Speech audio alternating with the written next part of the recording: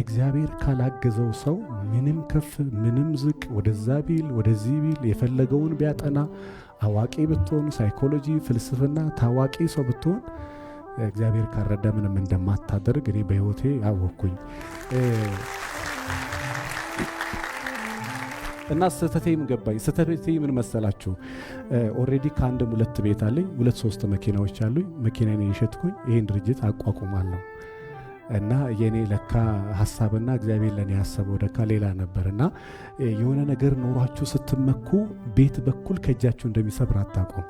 እና ትልቁ ስተቴ እሱ ነበር። ማለቴ በቃ ይሄን አለኝ፣ በቃ ይሄ ስላለኝ በዚህ ይሄን አቋቁማለሁ፣ በዚህ ይሄን አሳድጋለሁ፣ ማተሚያ ቤቱን ደግሞ በዚህ እንዲያረጋለሁ ነበር ያልኩትና ግን አልሆነም። ግን ዜሮ ሆኖ ልክ እንደ ነገ መኪናዬን ልሸጥ ስል እኔ ደግሞ እንደማታ ከዛ ጊዜ አንስቶ እስከ ዛሬ በትንሹ ሳምንት ወር ምናምን ወረፋ አለ እንግዳ